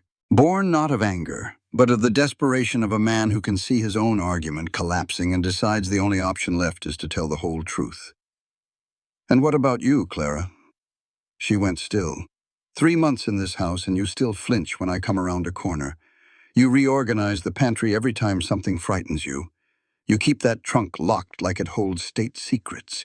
You write letters to your sister that you will not let me see, and you burn them in the stove when you think I am asleep. He met her eyes. What are you not telling me? The question hung in the air between them like smoke. Clara said nothing. Because he was right, and they both knew it. She turned and walked out of the house. She saddled Bessie in the barn and rode south in the failing light toward the Cooper ranch. She did not say goodbye. She did not tell Caleb where she was going. She just left. Caleb stood on the porch and watched her go. His broken leg ached under his weight, and his heart ached worse, and he did not follow her because he knew she had the right to be angry, and he knew he had earned this, and following would have been one more act of a man trying to control a situation instead of facing the consequences of his own choices. At Rose's house, Clara cried. Not the quiet, dignified crying of a woman maintaining her composure. The ugly kind. The kind that comes from the chest and sounds like something tearing and leaves you wrung out and hollow and strangely clean. Rose sat beside her on the porch steps and did not say a word until the crying stopped. Then she said, "He was wrong to hide it from you. No question about that. He was wrong." Clara wiped her face with her sleeve. "I know he was wrong. That is not what is killing me. What is killing you? That I understand why he did it." Clara pressed her palms against her eyes. If he had told me on the first day, in that hotel restaurant in St. Joe, that he needed a wife partly to keep his land, would I have come? I do not know, and he did not know either, and he was scared. Rose nodded. That is the ugly truth about most lies. They are not born from malice. They are born from fear. Clara lowered her hands. There was a letter waiting for her at the Marston post office, Margaret's handwriting. She had picked it up on the way to Rose's, ripping it open on horseback with one hand on the reins. The news was bad. Edward Hargrove had recovered from the injury Clara had inflicted. He was looking for her. The Hargrove family had hired a Pinkerton detective to track her down. They know you went west, Margaret had written. They do not know exactly where. But it is only a matter of time. Clara sat on Rose's porch with two terrors in her lap, and realized something that hurt worse than either of them. She had been demanding honesty from Caleb while practicing deception herself. She had built her entire relationship on the foundation of truth, and she was standing on a crack as deep as his. The hypocrisy of it hit her like a physical blow. She closed her eyes and felt it settle into her bones, and knew with absolute certainty what she had to do next. She rode back to the ranch at sunset. The sky was the color of a bruise, purple and gold and fading. Caleb was standing in the doorway, leaning against the frame, and the look on his face was the look of a man who believes he has destroyed the only thing that matters. Clara stopped the horse in front of the porch but did not dismount. "I have something to tell you too," she said. "And you are not going to like it." Caleb's throat moved. "Come inside." That night, beside the fire, they told each other everything. Clara told him about the Hargrove library, about Edward's assault, about the candlestick and the blood, and the family that had closed ranks and threatened to destroy her, about Margaret and the escape and the advertisement in the matrimonial news, and the train ticket west that had been not a choice, but a lifeline. Caleb listened without interrupting. His face changed as she spoke, moving through shock and anger, and something that looked like murder, and finally settling into a fierce protective stillness that reminded Clara for the first time that the man she had married had spent 4 years killing people in a war. And Caleb told her everything that remained, about Ellen Marsh, the woman who had come before Clara, about the land office visits, about Drennan's letter that he had burned before riding to St. Joe. They talked until the fire burned down to coals, until the lamplight flickered and died and they were sitting in darkness lit only by embers, until there was nothing left to tell. No secret survived until morning. And in the silence that followed, in the exhausted, honest emptiness of two people who had finally stopped hiding, Clara reached across the space between their chairs and took Caleb's hand. He held on like a drowning man. The hearing room in Marston was small enough that Clara could smell Silas Drennan's cologne from the far side of the room. It smelled like money and certainty. Clara hated it. The room was not really a hearing room. It was the back of the general store, rearranged for the occasion.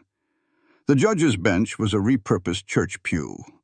The gallery seating was a collection of chairs and barrels and one overturned washtub. The American flag tacked to the wall behind the bench was missing 3 stars and had a coffee stain on one of the stripes. But the man behind the bench, Judge Samuel Rawlins, had the authority of the territory behind him, and his word would determine whether Caleb Hart kept his land or lost everything he had built. The room was full.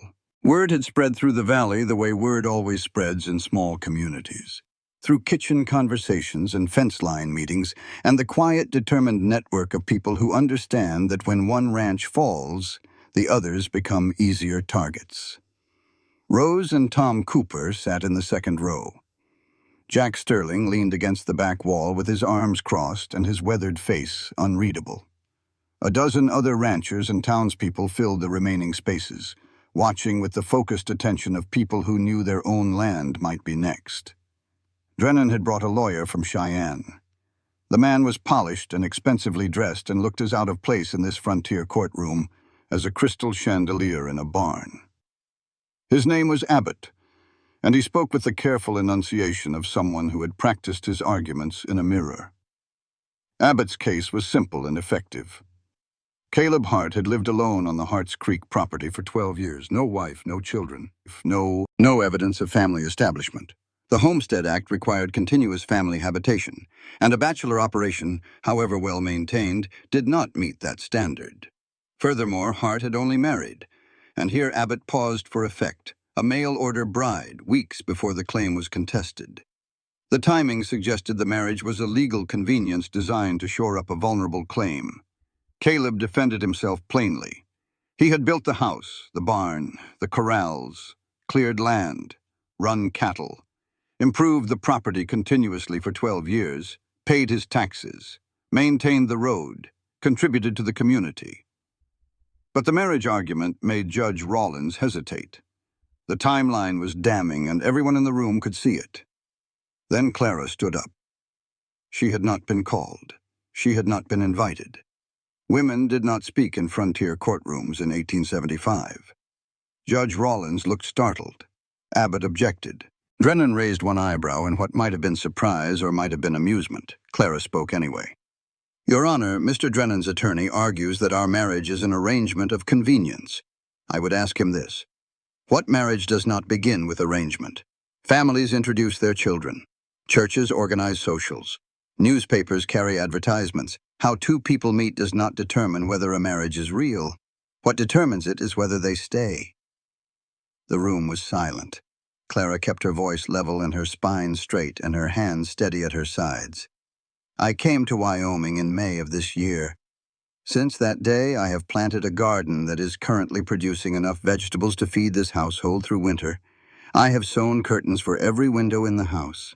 I have set a broken bone, treated a fever, and managed a 300-head cattle operation alone for 6 weeks while my husband recovered from an injury. She paused. I have documentation of every day I have spent on this property. She reached into her bag and produced a notebook, the same notebook she had brought to her first meeting with Caleb, the one where she had written their terms and made him sign. But the notebook now contained something else entirely. Page after page of daily entries, dates, tasks completed, supplies purchased, meals prepared, fence repaired, animals tended. A meticulous record of domestic labor and investment that only a woman with a compulsive need for control and order could have produced. Clara's flaw had become her weapon. She set the notebook on the judge's bench. Then she placed beside it a stack of receipts. Seeds, fabric, chickens, household goods, all purchased with joint funds, all documented, all evidence of a woman building a life rather than occupying a convenient legal position. Rose Cooper stepped forward to testify. She described Clara's visits to the Cooper Ranch, the friendship they had built, the practical knowledge Clara had absorbed about frontier living. She described in specific detail Clara's management of the Hart Ranch during Caleb's convalescence. Tom Cooper followed, confirming everything his wife had said, and adding that Clara had ridden to his ranch twice during Caleb's recovery to ask advice about a lame cow and a section of fence, the kind of questions that only someone genuinely invested in a property's welfare would ask. Then Clara reached into her bag one more time and produced a length of rope. The room went very quiet. This is the support rope from our barn roof, Clara said. My husband fell 12 feet when the crossbeam it was holding gave way on June 14th of this year. She laid the rope on the bench in front of Judge Rawlins. You can see that it was cut with a blade, 3/4 through, designed to hold under normal conditions but snap when weight was applied. I found it the day of the accident and preserved it. Drennan's composure cracked, just for a moment, a flicker of something behind his eyes that might have been surprise or might have been fear. Jack Sterling stepped forward from the back wall. Clara asked me to look into it, he said. I went to the barn site 3 days after the accident. Found boot prints in the dried mud near the barn wall. Eastern-made riding boots with a distinctive heel. He looked at Drennan's feet. Same pattern as those. Judge Rawlins was silent for a long time. He looked at the rope. He looked at the notebook. He looked at the receipts and the witnesses, and the woman standing before him who had walked into this room with the quiet determination of someone who has been underestimated her whole life and has decided that today is the day it stops. The claim by Transcontinental Land Company is dismissed, Judge Rawlins said. The evidence of continuous habitation and improvement is overwhelming. Furthermore, I am ordering an investigation into the property destruction described by Mrs. Hart and Mr. Sterling. He looked at Drennan. Mr. Drennan, I suggest you remain available to the county sheriff. The room exhaled. Clara felt Caleb's hand find hers and grip hard. Drennan stood.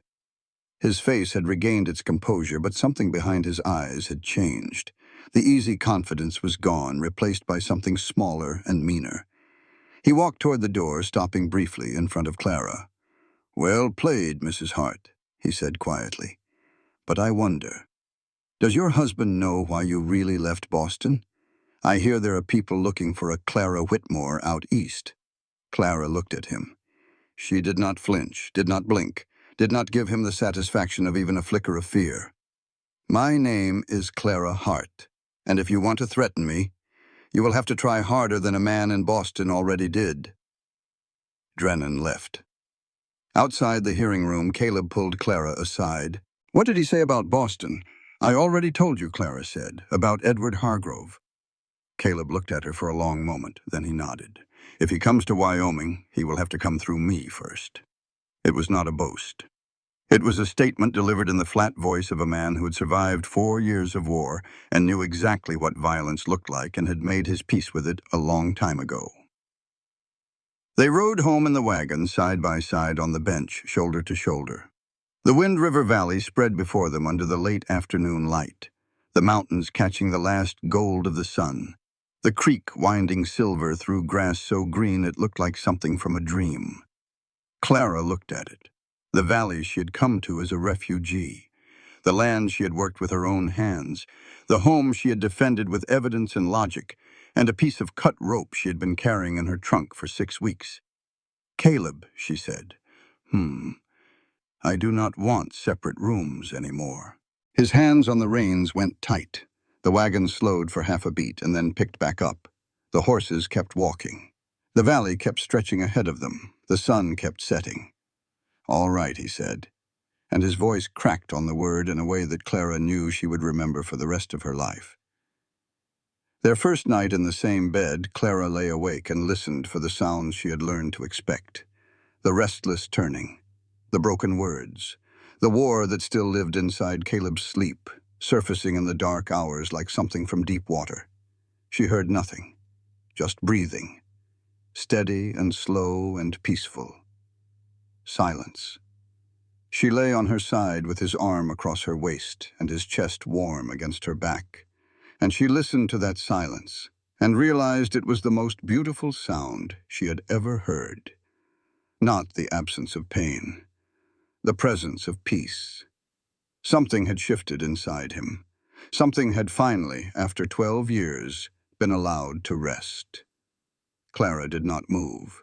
She lay still and felt the warmth of him and the weight of his arm and the rise and fall of his breathing, and she cried. Silently. Not from sadness. From the sheer, overwhelming relief of arriving somewhere she had not known she was going.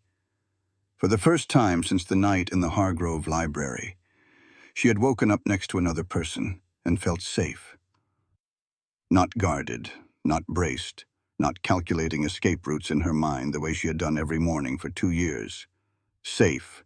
The word was so unfamiliar it barely fit inside her. Caleb stirred, felt the slight shaking of her shoulders, pulled her closer, did not ask why, just held on. In the morning, they sat across from each other at the kitchen table with coffee and silence, and the particular tender awkwardness of 2 people who have crossed a threshold and do not yet know how to behave on the other side. Clara spoke first. "Caleb, on the ride to St. Joe, you burned a letter in your campfire. I have always wondered what it was." He set down his cup, looked at the table, looked at her. "It was from Drennan," he said, "sent to the ranch before I left. He said if I did not sell, he would look into the mail-order bride situation, see what he could dig up about you." Clara went very still. "He was threatening to investigate me? Before you had even met me?" "Yes." Caleb met her eyes. I burned it because I did not want his threat to be the reason I stayed home. I wanted to come for you on my own terms, Clara, not his. The words settled into the space between them like stones dropped into water, sending ripples outward. Clara looked at this man, her husband who had ridden 4 days through rain with an open wound and a dead rose in his pocket. And she understood something she had not understood before. From the very beginning, before he had ever seen her face or heard her voice, Caleb Hart had chosen her over safety. He had burned a threat and saddled his horse and ridden toward a woman he had never met because the alternative, letting fear make his decisions, was something he could not live with. You could have stayed home, Clara said quietly. Sold the ranch. Walked away from all of it. I could have. He paused. But then I would not have you. And somewhere between your first letter and the last one, you became more important than the land. Clara reached across the table and took his hand. There is one more thing, she said. I found a letter behind the headboard, addressed to Ellen Marsh. Caleb did not flinch. She did not expect him to. They were past flinching. Ellen came in the fall of '74, he said. Stayed 2 days, looked at the ranch, looked at the valley, looked at me. Said it was not what she expected. I drove her back to Cheyenne and put her on the stage east.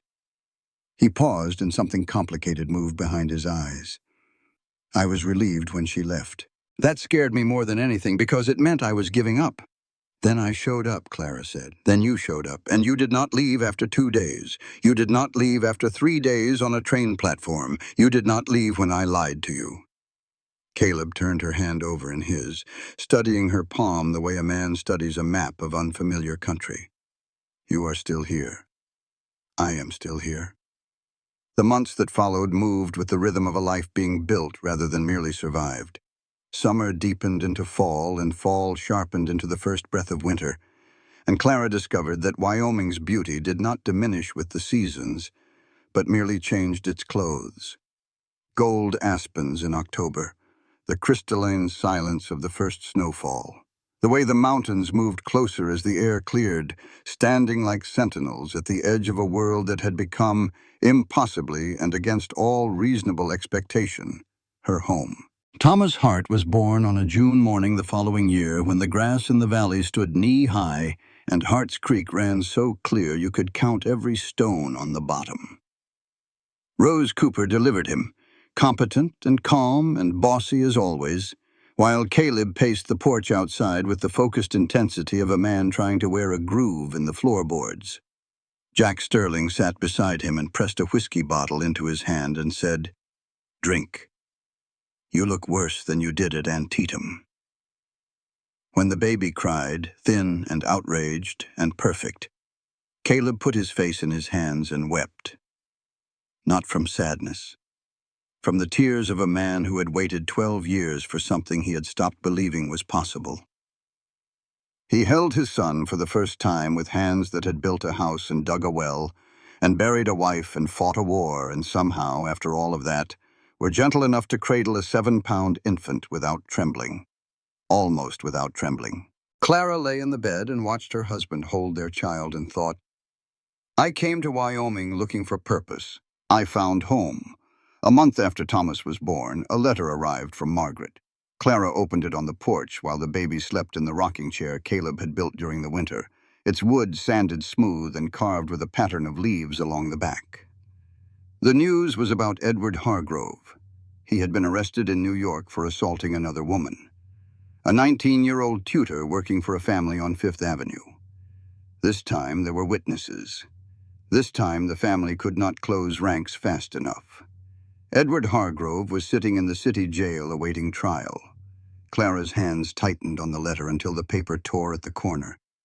Because she understood with the cold clarity of a woman who has spent 2 years running from her own story what this meant. If she had spoken up in Boston, if she had gone to the police instead of running, if she had fought instead of fled, this girl might have been spared. She sat on the porch for a long time, looking at the mountains. Caleb found her there, dry-eyed, white-faced. He did not ask what was wrong. He stood beside her and waited. "I need to write to the county prosecutor in Boston," Clara said. "Tell them everything Edward did to me. Everything. I want to be a witness for the other girl." Caleb was quiet for a moment. "That could pull your name into the open. Bring attention here." "I know." Clara looked at him. "But I have been silent long enough." He held her gaze. Then he nodded. "Whatever you need," he said. "I am right here." Clara went inside and sat at the kitchen table and wrote the letter she should have written 2 years ago. Every detail, every moment. The library, the assault, the candlestick, the blood, the Hargrove family's threats, her flight west. She wrote it all with steady hands and clear eyes, and when she was finished, she sealed it and addressed it and placed it on the table to be mailed on their next trip to Marston. Then she picked up her son from his cradle and held him against her chest, and stood at the window and looked at the world outside. Running was over. Standing had begun. 2 weeks later, Jack Sterling brought more news. Silas Drennan had been charged with property destruction and land fraud in 4 separate counties across the territory. A territorial investigation had uncovered a pattern. Hart's Creek was one of more than a dozen ranches that Drennan had targeted, using the same combination of legal pressure and physical sabotage. Transcontinental Land Company had withdrawn from the Wind River region entirely. Drennan himself was being held in the county jail in Lander, awaiting trial. Hart's Creek was safe. Not temporarily, permanently. Doc Morrison rode out to the ranch a week after that, ostensibly to check on the baby. Clara was surprised to find him sober. His hands were steady, and his eyes were clear, and he examined Thomas with the careful competence of a man who had once been very good at his job. "Healthy boy," he said. "Strong lungs. He will be a handful." Then he looked at Clara. "You set a fracture. Treated wound sepsis. Ran a 300-head operation alone for 6 weeks." He paused. "I have been the only doctor between Lander and South Pass for 8 years, Mrs. Hart. And I have been drinking my way through most of them. This valley needs someone better than me." He met her eyes. "It needs you." Clara did not answer, but her hand tightened on her father's medical text, the same book sitting on the bedside table, the same book where a pressed yellow rose lay between the pages, dead and dry and still worth keeping. That evening, after Thomas had been fed and rocked to sleep and placed in his cradle, Clara and Caleb sat on the porch. The stars were out, the same stars they had looked at on the road west from Cheyenne, the night Caleb had told her about standing on the pass and looking down into the Wind River Valley and hoping the silence would be enough to drown out the guns. But now they were home, and the silence between them was not awkward or uncertain or full of things unsaid. It was the silence of 2 people who had told each other everything and decided to stay anyway. "Caleb, do you remember when I asked why you chose my letter?" "I remember. I want to ask a different question now. If you could go back to that day in St. Joe, knowing everything you know now, would you come earlier, or would you still be 3 days late?" Caleb was quiet for a long time. The creek made its steady sound in the darkness. An owl called from somewhere in the pines. The wind moved through the valley the way it always did, carrying sage and cold and the particular smell of Wyoming at night. "I would still be late," he said, "because those 3 days gave you time to decide to stay when you could have left. You chose to stay before you ever met me. That is the foundation of everything we have." Clara leaned into his shoulder, felt the solid warmth of him, felt the ring on her finger, thin and smooth with age, felt the particular rightness of being exactly where she was, next to exactly this person, in exactly this place. "That is the best thing you have ever said. My brother did not help me write it either." Clara laughed. The sound rose into the night air and mixed with the creek and the wind and the stars and the vast quiet breathing of the valley around them. It was the last sound the reader hears, the laughter of a woman who had come west looking for purpose and found partnership. who had married a stranger and discovered love, who had risked everything on an uncertain future and found the only home she had ever truly wanted. Not a house, not a valley, not a territory. A choice, made daily, to stay with someone she trusted, to build something real with honest hands and honest words, to believe that a man who shows up 3 days late with a dead rose and an open wound and the truth stuck sideways in his throat is exactly the kind of man worth waiting for. Clara closed her eyes, rested her head against her husband's shoulder, listened to his breathing and the creak in the wind and the enormous quiet of a Wyoming night. And for the first time since leaving Boston, she did not think about tomorrow. This content was carefully researched, developed, and manually edited by our team to deliver meaningful stories with valuable life lessons. Every narrative is crafted to entertain, inspire, and empower our audience. We believe that great stories can change lives, and we are committed to bringing you content that matters. Thank you for being part of our community.